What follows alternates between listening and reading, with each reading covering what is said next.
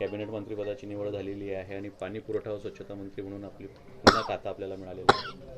हे बघा, मला हे जे पूर्वीचं खातं होतं तेच रिपीट करण्यात आलेलं आहे आणि मला त्या गोष्टीचा आनंद आहे की जवळपास काही ठिकाणी योजना माझ्या पूर्णत्वास आलेल्या आहे. काही ठिकाणी योजना 50%वर आहे, काही योजना 70%वर आहे.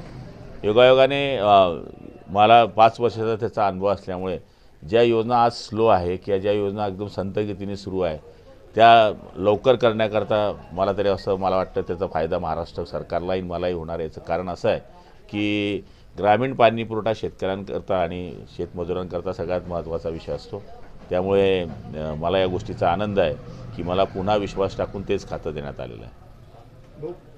पुन्हा एकदा पाणीपुरवठा खातं आल्यानंतर आपले काही महत्त्वाकांक्षी प्रकल्प किंवा काही योजना किंवा काय मानस आहे आपला? हे बघा, जवळपास तर सगळ्या योजना आम्ही मंजुरी दिलेल्या आहे, पण काही ठिकाणी कॉन्ट्रॅक्टरांच्या हलगर्जीपणामुळे ज्यांनी 20-20, 25-25 कामं घेतलेली आहेत अशा लोकांमुळे काही योजना संथ गतीने सुरू आहे. काही ठिकाणी खिशात नाही नाना मी मला म्हणा नाना, तर अशा पद्धतीने काही लोकांनी सुबेंनी काहीतरी कामं घेतलेली आहे. त्याच्यामुळे काही कामं स्लो आहे. तर ते कशी फास्ट करता येतील, त्या काही कामं जर थांबलेलेच आहे तर त्यांना 3C काढून त्यांना ब्लॅकलिस्ट कसं करावं लागेल. आणि त्याचबरोबर महाराष्ट्राचा सगळ्यात मोठा जो प्रकल्प आहे तो आदरणीय एकनाथजी शिंदे आणि देवेंद्रजी अजितदादांच्या स्वप्नातला आहे, तो म्हणजे मराठवाडा ग्रीड. मराठवाडा ग्रीड हा जवळपास 30,000 कोटीचा प्रकल्प आहे आणि तो आता केंद्राकडनं मंजुरीच्या आशेवर आम्ही DPR त्याचा तयार केलेला आहे. त्यामुळे मराठवाड्याचा जो 8-9 जिल्ह्यांचा पाण्याचा प्रश्न आहे तो त्याच्यामुळे सुटू शकतो आणि कदाचित ते जर माझ्या हाताने होऊ शकलं, आदरणीय मुख्यमंत्री आणि त्यांच्या हस्ते, आदरणीय मोदीजींचंही त्याच्यावर लक्ष आहे, तर माझं आयुष्यभर माझंही नाव होणार आहे की यांच्या कारकिर्दीमध्ये हे काम झालं. बरेच डिपार्टमेंट असतात, पण ज्या ज्या गावामध्ये टंकी उभी आहे तर ही टंकी कोणी उभी केली तर मोदी सरकारने, शिंदे सरकारने केली. तेव्हा मंत्री कोण होता तर गुलाबराव पाटील होता. म्हणजे आयुष्यभर या गोष्टीचं नाव राहणार आहे आणि मला तरी असं वाटतं की या खात्यामध्ये एक पुण्याचं काम करण्याची संधी मला आहे.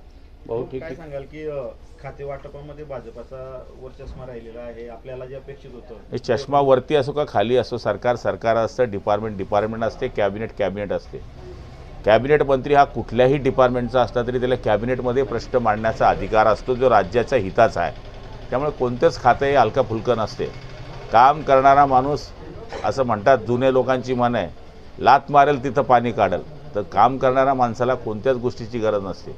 मला तरी असं वाटतं की जनतेची कामं करण्याकरता आपली मानसिकता असली पाहिजे आणि लोकांमध्ये आपण लोकांसारखं फिरलं पाहिजे.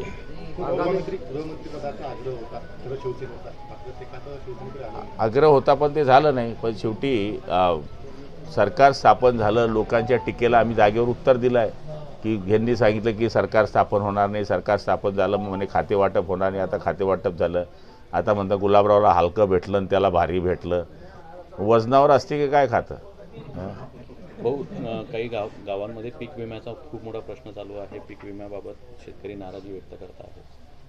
पीक विम्यामध्ये 1-2 सर्कलचा विषय सोडला तर त्या ठिकाणी झालेला आहे. पण परवाच्या दिवशी मी कलेक्टरवर बैठक लावलेली आहे आणि मी बरोबर काम करून घेईल, ते काय विषय नाही आहे. तो कापसाचा विषय बघायला गेला तर अनेक ठिकाणी शेतकरी CCI केंद्रावर कापूस विकायला येतात, मात्र त्या ठिकाणी CCIचे अधिकारी जे आहे त्या कापसाला मॉइश्चर असल्या कारणामुळे त्याला हलका भाव देतात. यामुळे शेतकरी हवालदिल झालेले आहे आणि विशेष करून सुट्ट्या देखील मोठ्या प्रमाणात शेतकरी ट्रॅक्टर किंवा गाड्यांचे भाडं भरू नाही शकत अशी परिस्थिती आहे. CCIचे केंद्र कमी असल्यामुळे पण शेतकऱ्यांचे हाल होत आहे. त्यामुळे CCIचे केंद्र वाढवण्याकरता कालच कलेक्टरला आदेश दिलेले आहे. संभाजीनगरशी मी आता या ठिकाणी बोलणार आहोत की जास्तीत जास्त CCIचे केंद्र वाढवावे. मॉइश्चर पाहिल्यावरच CCI कापूस खरेदी करत असतो. त्यामुळे काही ठिकाणी ह्या अडचणी येत आहे, आपण जे सांगताय ते सत्य आहे. पण आता त्याच्यावर मार्ग हाच आहे की शेतकऱ्यांनी जो कापूस आहे तो कमी मॉइश्चरचा कसा आणता येईल त्या पद्धतीने यापासून विचार केला पाहिजे. आणि मला तरी असं वाटतं की ज्या लांब रांगा आहे शेतकऱ्यांच्या त्या जर थांबवायच्या असतील तर CCI केंद्र जास्त उभे केले पाहिजे. त्याचा प्रयत्न मी करतो आहे. सुट्टीमध्ये पण सुट्टी शनिवार रविवार सुट्टी आहे, पुढे करून क्रिसमसच्या पण सुट्टी आहे. सुट्टी जरी असली आणि केंद्र जर वाढले, आता समजून घ्या एक केंद्र धरणगावला आहे तर तिथे 100 ट्रक जर मोजल्या गेल्या, 2-3 केंद्र आपण तिथे केले तर सुट्टी जरी असली तर तो बॅकलॉग भरून निघेल. त्यामुळे केंद्र वाढवणे हाच पर्याय. गुलाबराव देवकरांचा जर विचार केला तर त्यांना जेव्हा ते हरले तेव्हा त्याच्यानंतर त्यांनी अजित पवार गटात प्रवेश करण्याचा प्रयत्न करत आहेत, मात्र ते पक्ष त्यांना घेऊ इच्छित नाही. आता ते भाजपकडे गेले आहे. भाजपमध्ये प्रयत्न सुरू आहे कालपासून. ते कोणाला भेटले, काय भेटले, आता लोकांनीच ठरवावं. आता काल गुलाबरावच बोलले की मतदानाची शाई पण उघडली नाही, बंद झाली, म्हणजे अजूनही शाई आहे माझ्या हाताला. तोपर्यंत देवकरांनी पक्ष बदलावायचा विचार चालू केला. हे खालचा जो कार्यकर्ता आहे, जो रात्रंदिवस त्यांच्याकरता भानगडी करत होता, जो मतदानाकरता मागणी करत होता, त्यांना न विचारता लगेच पक्षांतर करताय. ते कार्यकर्त्यांची केवढी गडचेपी झाली असेल. मी पहिलेच सांगायचो, हा नकली गुलाबराव आहे, खरा असली गुलाबराव इकडे आहे. हो, तुम्ही हे पण बोलला होतात की त्यांचे आता काही जे हे झालेलं आहे, घोळ झालेला आहे, तो बाहेर काढणार आहे. 100% बघा, त्यांनी बँकेमध्ये स्वतः चेअरमन असल्यानंतर त्यांनी पैसे काढलेले संस्थेच्या नावावर. ती संस्था आज बंद आहे. ते मजूर फेडरेशनचे चेअरमन आहे. मजूर फेडरेशनचे पैसे वापरता येत नाही. त्यांनी 10 कोटी रुपये सरळ मजूर फेडरेशनचे काढून घेतले. हे त्यांना माहिती आहे, आता गुलाबराव इसके पीछे लगने वाला आहे, फिर भागो. मग ते अजित पवारला पळवतील, कारण की सत्ताधारी आहे. मग गुलाबरावने काढलं तर माझी दादा गुलाबरावला समजवतील, जाऊ दे भाऊ आपलाच आहे, जाऊ दे भाऊ आपलाच आहे. आता तिथे नाही झालं तर आता भाजपकडे जात आहे, मग गिरीश भाऊ आहे गुलाब बोल सांगायला. ही अशी आयडिया आहे. हम तो नहीं छोड़ने वाले उसको.